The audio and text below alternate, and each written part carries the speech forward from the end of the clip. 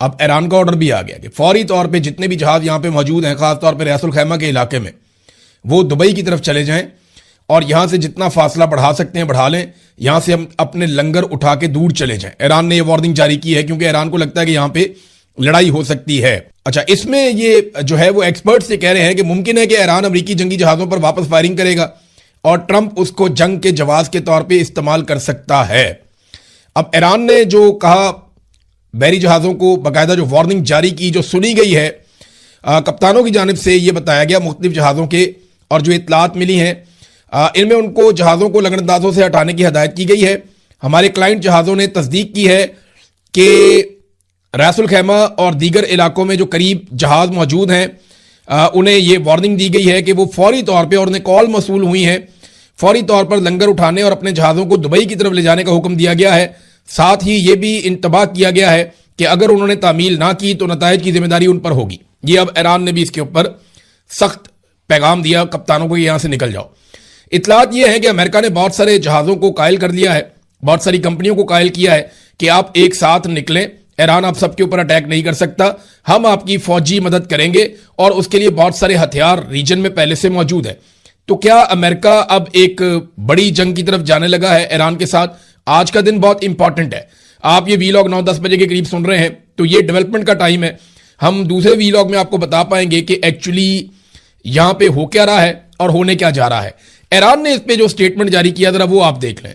Wall street journal की एक report के मुताबिक उन्होंने इस सारे मामले से जुड़े हुए कुछ हुकाम का नाम लिए बगैर उन्होंने बताया कि हाल ही में ऐलान करदा प्रोजेक्ट फ्रीडम में आबना हुर्मत से गुजरने वाले जहाजों को अमरीकी बहरी जहाजों की तरफ से बराह रास्त तहफ़्फ़ुज़ फराहम करने पर मुश्तमिल यह मामला इस तरीके का नहीं है जैसे रिपोर्ट किया जा रहा है या जैसे ईरान समझ रहा है।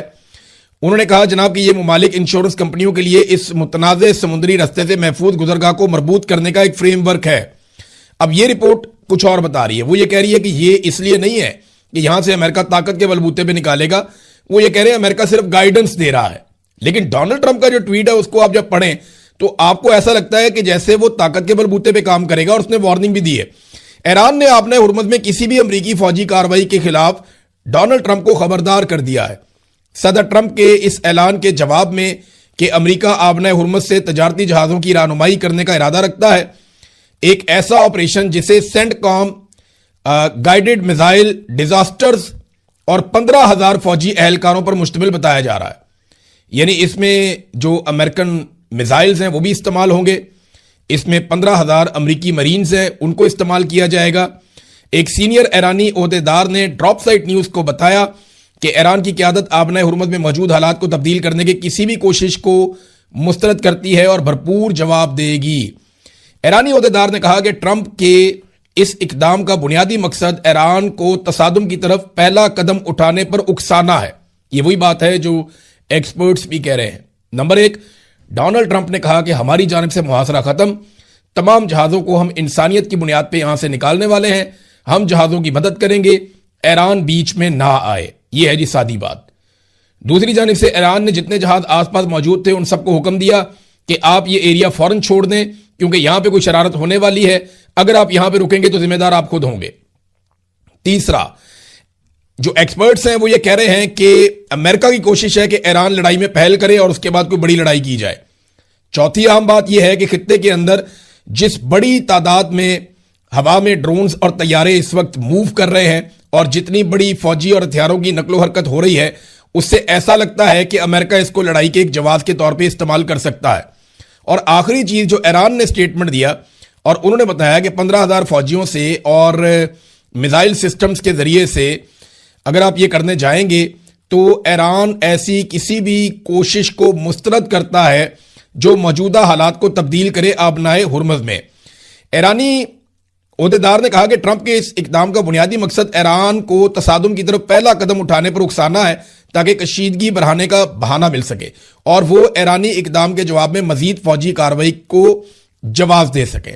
हमारा हतमी मौक़िफ़ यह है कि कोई भी तजारती जहाज जो पेशगी हमांगी के बगैर नामजद करदा ममनुआ रस्तों से गुजरने की कोशिश करेगा उसे ईरानी फोर्सेस की तरफ से फौरी तौर पर रोका जाएगा। अगर अमरीकी फौजी जहाज़ों ने कोई रद्द अमल दिया तो ऐसे इक़दामात का ईरान की तरफ से फौरी और मुसावी जवाब दिया जाएगा। ओहदेदार ने मजीद कहा कि अमरीकी फौजी जहाज राहदारी के इलाके से बहुत दूर हैं। अगर तजारती जहाजों ने हरकत करने की कोशिश की तो उन्हें किसी भी अमरीकी जहाज तक पहुंचने से बहुत पहले ही कार्रवाई का निशाना बना लिया जाएगा। ट्रंप ने मुअस्सर तरीके से इन्हें अपने सियासी खेल में सौदेबाजी का आला-ए-कार बना दिया है। यह है नाजरीन सिचुएशन। एक तरफ डोनाल्ड ट्रंप का ऐलान, उसके बाद ईरान का ऐलान कि कोई भी जहाज यहां से नहीं गुजरेगा बल्कि यहां से दूर चले जाएं।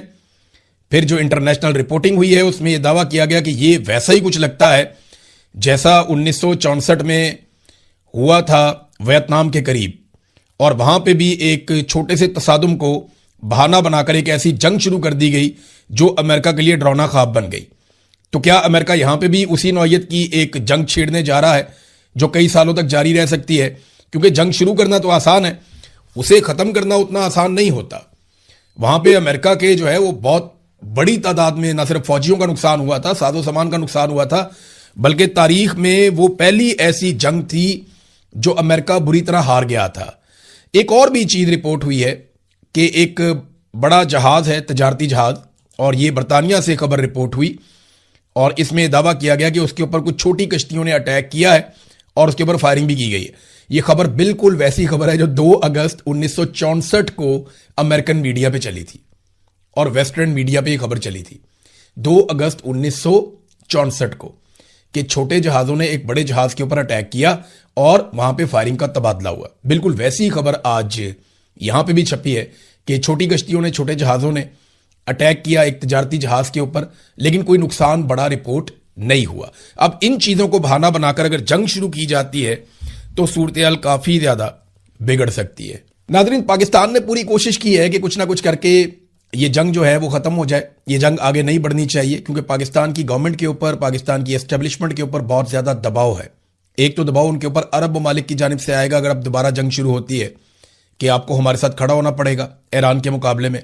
अब ये बहुत बड़ी दिक्कत है, फौजी बहुत बड़ी तादाद में पहुंचा दिए गए हैं, बाकायदा एयरफोर्स का साजो सामान भी पहुंच गया है सऊदी सरजमीन के ऊपर। तो ये एक बड़ा चैलेंज पाकिस्तान के लिए रहेगा। दूसरा, पाकिस्तान में जो मईशत का एक बहुत बड़ा मसला है उसको कोई और मुल्क बाहर से बैठ के हल नहीं कर सकता क्योंकि वो मुस्तकिल हल नहीं होगा। जो भी आपको कर्जा देगा वो आपके ऊपर बोझ बनता चला जाएगा और फ्यूचर में आपको वो बोझ उतारना पड़ेगा। तो पाकिस्तान बहुत बुरी तरह फंसा है। हर हाल में हमें सिर्फ सूट करती है तो जंगबंदी, इसके अलावा पाकिस्तान को इस रीजन में कुछ भी सूट नहीं करता। नाज़रीन, क्योंकि ये ब्रेकिंग न्यूज है, बड़ी खबर है, मैं बाकी खबरों पे आपको नेक्स्ट वीलॉग में आगाह करूंगा, बल्कि एक स्पेशल वीलॉग मैं तैयार कर रहा हूं और वो सारे पाकिस्तानियों को उसके बारे में जानना चाहिए। हर पाकिस्तानी को पता होना चाहिए कि आईपीपीज ने किस तरीके से पाकिस्तानियों का खून निचोड़ा है, पाकिस्तान के हर घर पे डाका पड़ा है, पाकिस्तान के हर शख्स की जेब काटी गई है। पाकिस्तान के हर आदमी को पता होना चाहिए कि किस जर्नैल ने क्या किया, किस सियासतदान ने क्या किया, किसने कितनी जेब काटी और किसने अवाम का खून निचोड़कर अपनी अपनी जेब भरी। ये आईपीपीज का पूरा जो गोरख धंधा है ये किस तरह शुरू हुआ और किस तरह अपने अंजाम को पहुंचेगा, ये तमाम चीजों के ऊपर मैं एक बड़ा तफसीली वीलॉग बना रहा हूं। इसके अलावा 9 मई के हवाले से, क्योंकि वो दिन आ रहा है, उस पर भी हमें बात करनी है। चीज मैं आपके सामने रखते हुए, तो ये फैसले पीटीआई के खिलाफ हो जाएंगे और हुकूमत क्या कर रही है, एक्चुअली एस्टेब्लिशमेंट है जो कर रही है, ये पाकिस्तानियों को मायूस करना चाहते हैं। लेकिन इमरान खान ने पाकिस्तान की एस्टेब्लिशमेंट के साथ एक टेस्ट मैच शुरू कर दिया है। पहले शायद इमरान खान को जल्दी होती थी या उनकी पार्टी को जल्दी होती थी कि इमरान खान को फौरी तौर पे बाहर निकाला जाए, ये वाला मामला किया जाए, यहां पे अपील की जाए, ये वाला मुकदमा लड़ा जाए, फलां एहतजाज को तेज किया जाए। लेकिन इमरान खान साहब को अब जल्दी कोई नहीं है। ऐसा लगता है कि इमरान खान साहब ने अपने आप को बड़ी अच्छी तरह एडजस्ट कर लिया और कन्विंस कर लिया है कि मैं अब इस निजाम के साथ एक लंबी लड़ाई लड़ूंगा। और एक टेस्ट मैच इमरान खान और मौजूदा पाकिस्तानी मिलिट्री एस्टेब्लिशमेंट के दरमियान शुरू हो गया। अब ये जो टेस्ट मैच है इसमें अभी तो 2 महीने का एक प्लान आया कि एहतजाज अभी शुरू होगा, 5 अगस्त को पीक पे जाएगा, उसके बाद फिर क्या क्या होगा, किस किस मरहले से गुजरेगा, ये पूरा एक कंप्रीहेंसिव प्लान है पाकिस्तान तहरीक इंसाफ के पास। इनके लोग गिरफ्तार भी होंगे, लोग निकला करेंगे, एहतजाज किया करेंगे। ये निजाम नहीं चलेगा इस तरह। देखिए होता क्या है कि हुकूमत की कोशिश है किसी तरह निजाम चले। एक साहब गिरफ्तार होकर आए, वो इंटरव्यू दे रहे थे, यानी गिरफ्तार क्या हो गया है, लापता होकर ही आए। और वो बात कर रहे थे शाकिर रेवान साहब के साथ, तो उन्होंने कहा जी देखिए, मुझे कहा गया कि अगर गलत लड़के लड़की की भी शादी हो जाए ना तो फिर भी वो रिश्ता निभाना पड़ता है, चलाना पड़ता है, हम तो इनको हुकूमत दे चुके हैं, अब जो भी है टाइम तो गुजारना पड़ेगा। यानी इस तरह की बातें भी की जाती है। तो ये हुकूमत को अब धक्का लगा रही है एस्टेब्लिशमेंट, लेकिन ये इसका बोझ कब तक उठाएंगे, ये बहुत बड़ा प्रॉब्लम है। ऐसा लगता है कि दोनों एक दूसरे के खिलाफ होना शुरू हो गए और इसका आगाज सहाफियों की जानिब से हो गया है कि जो एस्टेब्लिशमेंट के सहाफी हैं वो पीडीएम के ऊपर मलबा डालते हैं और जो पीडीएम की जमातों के सहाफी हैं वो एस्टेब्लिशमेंट में मलबा डालते हैं। ये सिलसिला अब शुरू हो चुका है और इसमें एस्टेब्लिशमेंट ने अब बाजू में रोड़ना शुरू करने हैं पीएमएलएन और पीपल्स पार्टी के भी बहाने से। तो ये चीजें आप आने वाले दिनों में देखेंगे। देखिए, इमरान खान साहब ने टेस्ट मैच की बुनियाद रख दी है क्योंकि उनके पास ये इंफॉर्मेशन है कि मौजूदा हुकूमत और एस्टेब्लिशमेंट के पास मईशत चलाने का कोई प्लान नहीं है। पाकिस्तान दुनिया का वो मुल्क बन गया है जहां से सबसे ज्यादा लोग पाकिस्तान छोड़कर चले गए हैं। कोई मुल्क से जाने वाले लोग जो हैं जिन्होंने अपने मुल्क को अलविदा किया, उनमें नंबर 1 पे पाकिस्तान है पूरी दुनिया में। आबादी में हम नंबर 1 नहीं है, बहुत नीचे है, लेकिन हम दुनिया में नंबर 1 है जो लोग मुल्क छोड़कर चले गए। और सर्वे करवा ले, हर आदमी मुल्क छोड़ना चाहता है, कोई पाकिस्तान में सरमायाकारी नहीं कर रहा। तो अदम एतमाद है एक बहुत बड़ा पाकिस्तान में और मार्केट जो है मकामी वो तबाह हो चुकी है, मुकम्मल तबाही का शिकार है। और इस एस्टेब्लिशमेंट के पास किसी किस्म का कोई भी माशी प्लान नहीं है। हाँ, ये जरूर है कि जो एस्टेब्लिशमेंट में बैठे हुए कुछ लोग हैं वो दिहाड़ियां लगा रहे हैं। जैसा कि आपको याद होगा कि जावेद लतीफ साहब ने कहा था कि एजेंसियों के कुछ लोगों ने इलेक्शनों में दिहाड़ियां लगवाई और उन्होंने लोगों से पैसे ले लेकर सीटें बांटी है और जिन्होंने पैसे नहीं दिए उनको सीटें नहीं दी गई। लिहाजा अब जो जिमनी इलेक्शन इतने बड़े पैमाने पर करवाने की तैयारी हो रही है, जो इतलात आ रही है पाकिस्तान से, उनमें तो यह है कि लोग वोट डालेंगे इमरान खान साहब को, लेकिन उम्मीदवार जितवाया जाएगा वो जो पैसे भर के आएगा। और कीमत रख दी गई है जनाब, कौमी असम्बली की सीट और सूबाई असम्बली की सीट की ये कीमत है, इतना पैसा आप पहुंचा दें फला बंदे को और उसके नतीजे में आपको फॉर्म 47 जारी करवा दिया जाएगा। तो यहां पे लोग अपनी जेबें और अपने अकाउंट्स भरेंगे, अपने जाली अकाउंट्स को भरेंगे। लेकिन इंटरेस्टिंग चीज मैं आपको बताता हूं जो बहुत ही इंटरेस्टिंग है, ये जो मर्जी कर ले अल्टीमेटली इनको शिकस्त होनी है। अभी जो अफसरान अपनी ट्रांसफर पोस्टिंग के पैसे भरते हैं ना कई लोग, ये हमेशा से पाकिस्तान में सिलसिला चलता है। अफसरान ने पैसे भरने बंद कर दिए, अब वो कोई पोस्टिंग और ट्रांसफर लेने को तैयार नहीं, काम ही रुका हुआ है। देखिए ना, अफसरान की जेबें भी तब भरती हैं जब कोई काम चल रहा हो। ब्यूरोक्रेसी की मुझे तब होती है जब मुल्क के अंदर मईशत का साइकिल चल रहा हो, फिर उनकी मौज होती है। अब मईशत का साइकिल चल नहीं रहा तो लोग अब ट्रांसफर पोस्टिंग के लिए भी पैसा खर्च नहीं कर रहे। 2-4 चीजें मुझे पता चली कि फलां पोस्ट के लिए फलां बंदा पैसे भरना चाह रहा था लेकिन उसने इनकार कर दिया, जी मैं नहीं। और लोगों को यह भी पता है कि हमें 3 साल के लिए तैनात किया जाएगा और पता चले कि दूसरे महीने पाकिस्तान में इनकलाब आ गया या लोग गले पड़ गए एस्टेब्लिशमेंट के और सारा निजाम बदल गया, तो मैं 3 साल के पैसे भर के फौरी तौर पर फारिग हो जाऊं तो मेरे पैसे कौन भरेगा। तो ये इस तरह के मामला पाकिस्तान में एक बेयकीनी की सूरत हाल है जो चल रही है। अली अमीन गंडापुर साहब ने गुज़िश्ता 72 घंटे अगर आप उनके देखें तो उनके अगर आप बयानात निकालें तो वो बैक वक्त अलग अलग बातें कर रहे हैं। यानी वो एक ही वक्त में ऑपरेशन के साथ भी हैं, सेम टाइम में वो मिलिट्री ऑपरेशन के खिलाफ भी हैं, सिक्योरिटी एजेंसियों को दहशतगर्दों का मददगार भी कहते हैं और फिर उनकी तारीफ भी करते हैं। फिर वो फौज के इख्तियारात महदूद करने की बात भी करते हैं। फिर सिक्योरिटी फोर्सेज जो मौजूद है वहां पे फौज उन्हें अपने मेहमान भी करार देते हैं और उनकी हिफाजत की भी बात करते हैं। मादनियात पर पार्टी का मौक़िफ़ कुछ और है और अली अमीन गंडापुर का मौक़िफ़ कुछ और है। तो ये बड़ी अजीबोगरीब सूरत हाल पैदा हो चुकी है। चंद घंटों में बड़े अजीब तरीके से अलग अलग बयान दिए। यानी उन्होंने कहा कि फौज और अवाम के दरमियान एतमाद का रिश्ता खत्म हो चुका है। ये किसने कहा? अली अमीन गंडापुर ने कहा कि फौज और अवाम के दरमियान एतमाद का रिश्ता खत्म हो चुका है, ये गंडापुर ने कहा। और उसकी वजह वो फौजी क़यादत के फैसलों को करार देते। अब वो कह रहे हैं कि साजिश हो रही है कि अवाम और फोर्सेज के दरमियान अदम एतमाद पैदा किया जा रहा है, मिलकर ऐसे लोगों को बेनकाब करना। यानी एक दिन पहले खुद ही एक बात कर रहे हैं, अगले दिन कह रहे हैं नहीं ये साजिश है। तो क्या एक दिन पहले अली अमीन गंडापुर साहब साजिश कर रहे थे? ये मुझे बहुत हैरत हो रही है कि गंडापुर साहब को क्या हो गया और वो खुद भी कंफ्यूज है। ऐसा लगता है वो समझ नहीं पा रहे कि उनको क्या कहना है और क्या नहीं कहना। मुराद सईद साहब का मौक़िफ़ बिल्कुल मुख्तलिफ है, अली अमीन गंडापुर का मौक़िफ़ बिल्कुल मुख्तलिफ है। ये दोनों इमरान खान के काबिले एतबार साथी हैं। इमरान खान साहब के दो ऐसे साथी जो अगर आप कहें खैबर पख्तूनख्वा में सबसे ज्यादा इमरान खान साहब के करीब रहे, जिन पे उन्होंने बहुत ज्यादा एतमाद किया, तो यानी दो, बाकियों में से दो, और बहुत सारे हैं। झगड़ा साहब पे इमरान खान साहब को बड़ा भरोसा है, और बहुत सारे दोस्त हैं उनके इमरान खान साहब के। जुनैद अकबर पे बड़ा वो भरोसा करते हैं, बाकी लोगों पे भी करते हैं। लेकिन अली अमीन और मुराद सईद की एक जगह है।